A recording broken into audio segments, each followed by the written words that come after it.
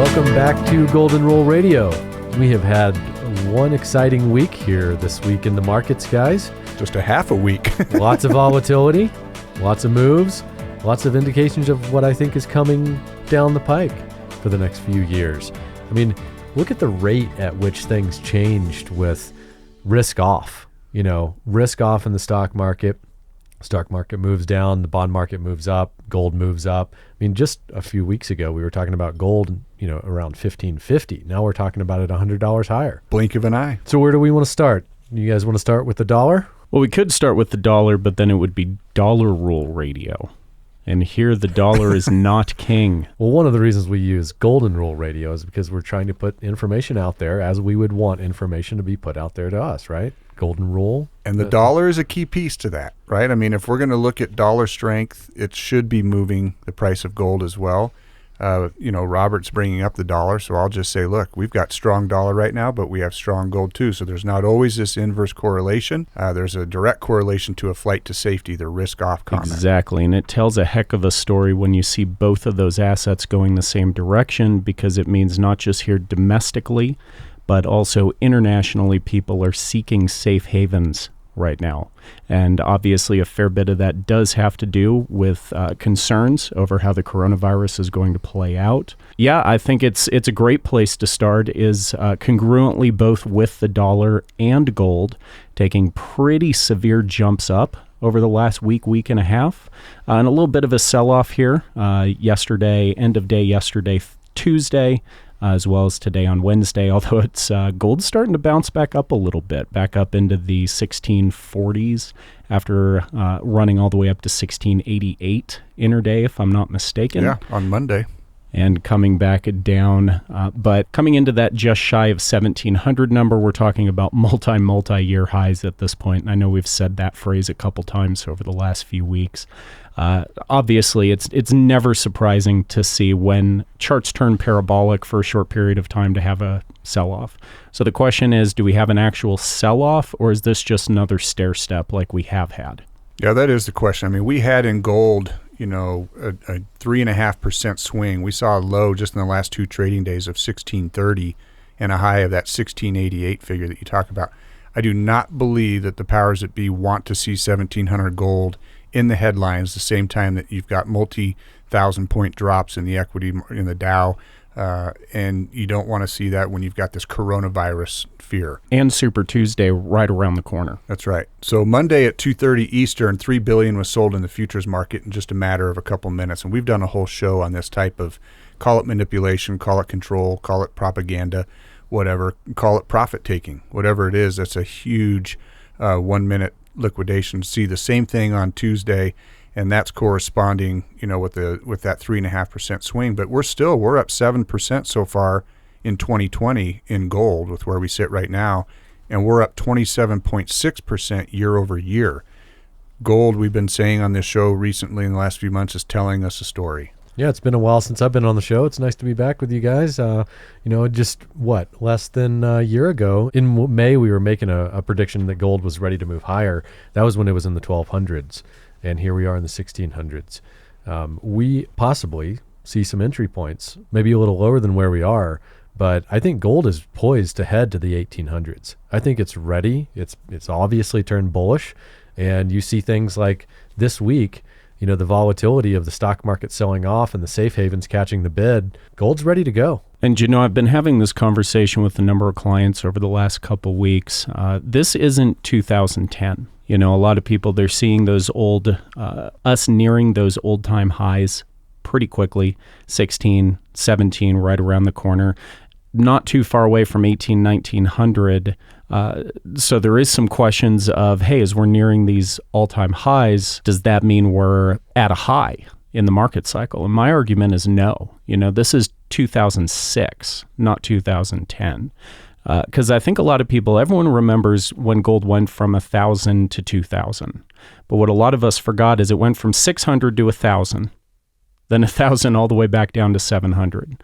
I mean, during 2006, 7, and 8, right on the heels of the real estate boom and then bust, the stock market as an alternative investment ended up doing pretty well. Gold started moving up, stocks were going up, the dollar was going up, and then the stock market ran out of steam.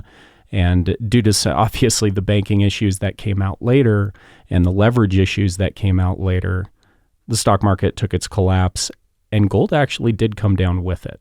So I do think that's something we need to pay attention to, is that you never know what the volatility is going to look like. Just because it's happened once doesn't mean it happens again exactly the same way, because it never had before.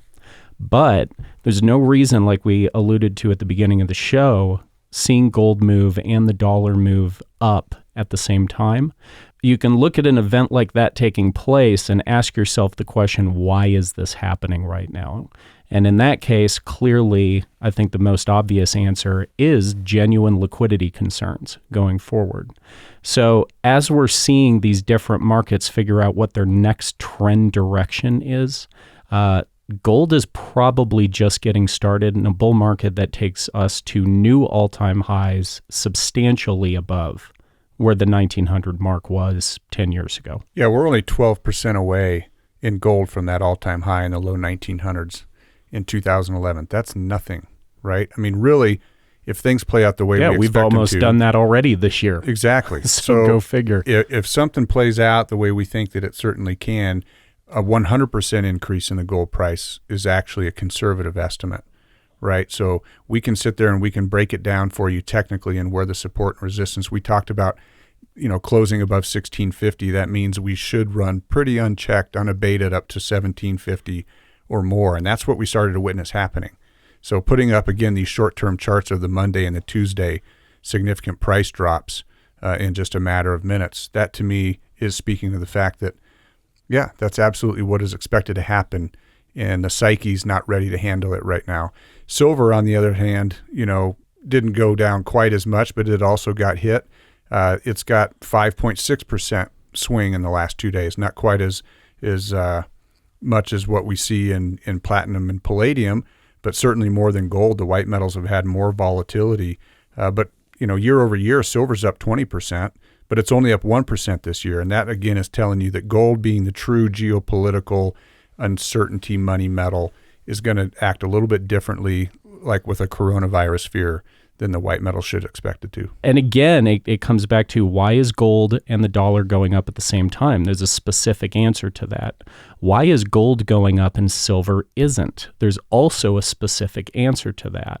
So you ask, okay, which crowd is investing in gold but not silver? And then which crowd needs to get involved in order for silver to do what it did during the last precious metals bull market, which is, surprise, surprise, lag behind gold and then have a substantial catch up in a very short period of time. And it's funny, that happened so quickly. I mean, silver went from 15 to almost 50 in 9 months. You don't have time to get in at that point. If you've not gotten your ticket, you're not getting on the boat. You mean that cruise ship that was stranded off the Japanese coast? So speaking of boats, I'll tell you what's not getting off the boat, and that's the new iPhones, because those are dry docked over in China right now. Apple, I'm sure you guys saw this a couple weeks ago, put a little warning out to investors saying, hey, I know we've got an earnings report coming out. By the way, not going to look too great, kind of hard to sell product when it's all sitting in a shipyard. Well, they're talking about their quarterly goals too. This right. isn't like a weekly goal. This is predicting the end of their March objective, and they're saying there's no way already. There's no way they'll meet those sales objectives. That's supply chain disruption. Right. That's what viral concerns and a shutdown of the airline industry, the tourism industries, things like that can certainly cause. And you're seeing it just in everyday products. I mean, imagine owning a dollar store right now where everything on the shelf in your dollar store comes from China. That's how we keep inflation almost as an unknown to the American citizen. So when that freezes up, what ends up happening? So, I mean, that goes hand in hand with the transports chart, does it not, Miles? Yeah, and looking at the transports, I mean, we really were about to get back to some all-time highs on the transports. I mean, we've been waiting a number of years. The Dow's been doing fine, pushing higher. NASDAQ's been doing fine. But the transports had been lagging behind, and it really looked like at the beginning of 2020, we might push up and retest the old highs. Lo and behold, now a month and a half later, we're 13.5% down, and it fell like a rock this past week. Now, And that failure to break to the new high for the transports while the Dow is at a new all-time high is a Dow theory non-confirmation of Right. the bull market. If the Dow industrials were to follow to the downside, it could be the first stages of the turn into a bear market. So we'll just wait and see what happens with the Dow industrials following potentially the Dow transports due to the coronavirus shakeup. Well, I spoke with Don McElvaney, who lives full-time in the Asian Pacific region now, and speaking with him this morning, he believes that is, in fact, what has happened. He said the tourism there has completely shut down, obviously. But he said, look, we know that we've got this record run-up in the U.S. equities markets, and something was going to pop the bubble. And certainly he doesn't say that anybody knew that a virus was going to be what popped the bubble, but he does believe that this virus has popped the bubble. Now, those are his words, that we will see confirmation of a bear market here. This is the trigger. And he says, look, every time they attack the gold price and you see these dips like you did on Monday and Tuesday, you say thank you and you buy again, because this is the beginning. Going back to Miles alluding to, certainly 2008 when it initiated and the gold price came down. Man, you back up the truck there and all of a sudden you're getting gold at 700 and you're watching it ride to 1900.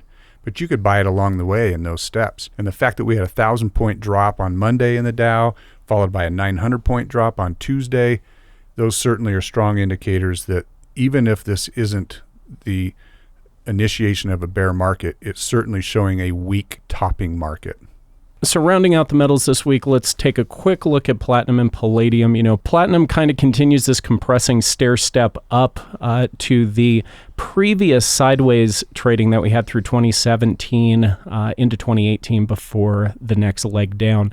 So we came up into the top end of that previous channel. It was very reasonable to see a reversal here at this price.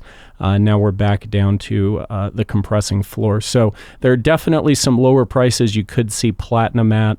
But again, at this point, it's either a big disappointment or it's one of the greatest opportunities in metals today. So there's nothing stopping me from buying platinum at 900, which we're very close to now. And anything in the 800s, I'm obviously backing the pickup truck for. So next major resistance in platinum, now that we've broken through this sideways, or at least tested this previous year's sideways channel, next move in platinum takes us up to 1200, and then we'll rinse and repeat from there. Yeah, one thing we didn't mention with gold and silver is that ratio's up to 91 to 1. So again, be looking at silver. But with all of this almost platinum in action, if you could call it anything else, it's actually down 5% in 2020. So it's firmly entrenched as the most undervalued of the precious metals, in my opinion. At the same time, you're watching palladium continue to soar. It's up 42% in 2020. Right. And we've been saying don't chase that thing, because when it comes back down, it's going to hurt. But that being said, the past 2 days, we've seen it as low as 2,500 and as high as 28.25. And that's 12% swing just in 2 trading days alone. Right. So I'm going to jump out on a limb here because, I'm the guy that doesn't really care about the news. I care about the numbers. But the way things are moving now, it really is the time to be asking why. Why is something happening?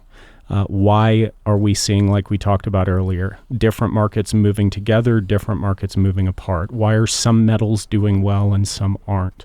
Where do we see these things come back to their historic averages? The speed and velocity at which you can see the markets change during a big trend shift like this can happen much faster than you can react to it. So it's time to make some decisions if you haven't already and ask yourself, why is it happening this way and what is the best thing I should do? And that's why we encourage you to give one of the advisors here at McElvaney ICA a call. Yeah, and each portfolio is unique. So we have great collaborative relationships with our clients and give us a call and we'll walk through and see if you're strategically set up the way that your portfolio needs to be. And, keep an eye on, too, this week, the debt issues. At this point, there are no debt ceilings anywhere in the world. So get prepared for massive liquidity injections. We're seeing another $175 billion pumped in through the open market reverse repo operations in China. Of course, they're trying to bail out airlines, the ones that are not state-owned. And, that's going to be a model going forward. If this thing does spread out of control, just get prepared for, huge increases in the debt numbers. That does it this week for Golden Rule Radio. We will not post next week for Golden Rule Radio, but there will be the McIlvaney Weekly Commentary that David does. So be sure to listen to that. It comes out on Wednesday. Again, thanks for listening. You can follow us on Twitter at ICA Gold. You like us on Facebook, McIlvaney Financial. Visit our website, McIlvaneyICA.com.